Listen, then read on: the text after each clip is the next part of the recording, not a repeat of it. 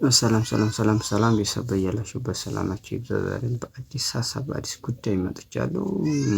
እንደሚታወቀው እንግዲህ ሶፊ ብዙ ነገር እያደረገ ይገኛል። ነገር ግን አሁን አስደንጋጭ ነገር በሶፊ ላይ ተከስቷል። ለኪያ መገኘት ሶፊ ትልቁን የአንበሳውን ድርሻ ይወስዳል። ትልልቅ እንደዚህ የወንጀል ታሪኮችን በማጋለጥ ለብዙ ሰው ፈውስና መፍትሄ የሰጠ ሰው ነው። ግን በመጨረሻም ቢሆን እሱ ታግቷል ባልተጠበቀው ሁኔታ። እንግዲህ ይህንን ነገር የሚከታተሏቸው ሰዎች ናቸው እንዲህ አይነት ነገር የፈጸሙበት። በጣም አሳዛኝ ነው። ሶፊ እኔም ትንሽ በጣም አዝኛለሁ። ያልተጠበቀ ነገር ነው። 3 ቀን ኦልሞስት ወደ 5 ቀን አካባቢ ሆኖታል ነገርየው ከተፈጸመ። በጣም አሳዛኝ ነው። እንዲህ የወንጀል ታሪኮችን እየተከታተለ ለብዙ ሰዎች መፍትሄ የሰጠ ሰው ነበር። ነገር ግን አሁን ባልታወቀ መንገድ እንግዲህ አካሂዶ ነበር። በዛ ምክንያት እንግዲህ ከጀርባ መጥተው አፋፍሰው የወሰዱት በጣም አሳዛኝ ጉዳይ ነው።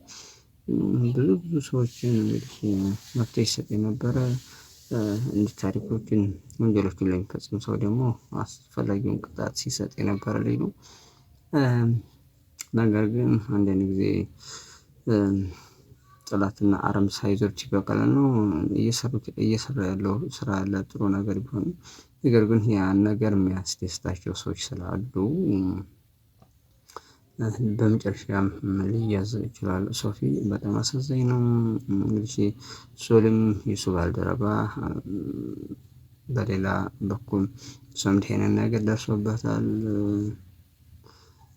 እንግዲህ ቱያም ይሄ ነገር የዚህ ግፍጥ ቀማሽ እንዲሆኑ ያስፈራል። ነገሮቹ ምን ያክል የወንጀል ሰንሰለቱ በጣም ከባድ ነው። ምክንያቱም ብዙ ሚሊዮን ብዙ ብሮች ነው እንግዲህ የሚያፍሱት በቀላል ከድህነት ማማ ወደ ሀብት ማማ ነው የሚሸጋገሩበት። ሰዎችን እያገቱ በተለይ ብር ያላቸውን ሰዎች እያገቱ ነው። እንግዲህ ብዙ ብር እየተቀበሉ እንዲህ አይነት ነገር ባለሀብት ይሆናሉ። እሱ ግን በጣም የሚያሳዝን ነው። እኔ ኦልሞስት መረጃውን ስሰማ በጣም ደንግጫለሁ። በፍጹም በጣም ጠንቃቃ ልጅ ነበረ። እንግዲህ አንዳንድ ጊዜ መዘናጋት ሁሌም ተጠንቅቆ ስለማይሆን የዚህ አይነት ነገር አያጋጥምም።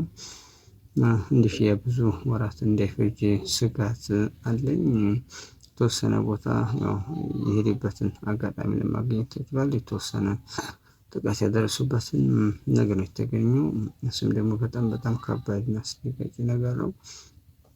ሶፊ በዚህ ልክ እንዲህ መሆኑ በጣም አሳዝኖኛል። እንግዲህ በቅርቡ እንደሚገኝ ተመልካቹ እንዲመለስ ተስፋ አደርጋለሁ። ማለት እየሰራው ያለው ስራ በጣም አመርቂ ነበር። ሁሉም እንግዲህ ትንሽ እየተበታተኑ በየራሳቸው ነገር እየሰሩ ስለሆነ አንዳንድ ጊዜ ጠላትም ስትበታተንለት ያው ለማጥቃትም ምቹ ስለሆነ ያንን አጋጣሚ በመጠቀም ነው እንግዲህ እሱም ጋር ሶልም ጋር እንዲህ አይነት ነገር የተፈጸመባቸው። ትንሽ የተጠና መንገድ ነው። ብዙ ነገሮችን መፍትሄ ብዙ ችግሮችን ብዙ ወንጀሎችን መፍትሄ ይሰጥ የነበረ ልጅ ነው። ስለዚህ በዛ ምክንያት ደስተኛ ያልሆኑ ሰዎች እንዲህ አይነት ነገር ሊያደርጉበት ችለዋል። ከአሁን በፊትም ጣቢያውን ለማዘጋት ለድርጅቱ ሪፖርት እንደሚያደርግበት ሁሉ ሲናገሩ ነበር። እንደ አማራጭም ሌላ ቻናል ከፍቶ እንደነበረ የመጠባበቂያ ነገር። ስለዚህ ብዙ እንግዲህ ስራ የሰደደ መሆኑን ይሄ አንዱ ማሳያ ነው። እሱም ባያገኙትም ቻናሉ እንዲዘጋ ጥረት ሲያደርጉ ነበረ። ነገር ግን ቻናሉን እስካሁን ባይዘጋም እሱን ግን ይዘውታል። ስለዚህ የዛ አንዱ አካል ሊሆን ይችላል። ነውም ደግሞ ሶፊ ከታገተበት ይፈታል የሚል ግምት አለኝ። እሱም እንግዲህ በቅርብ ቀን ወደ ተመልካቹ እንደሚመለስ ምኞቴ ነው። በእውነት ለመናገር በደረሰበት ነገር እኔም ደንግጫለሁኝ። ስለዚህ ሶፊያ ይሄን ነገር አጋጥሞታል። አሁን ትንሽ ሲሪየስ ነው ነገሩ።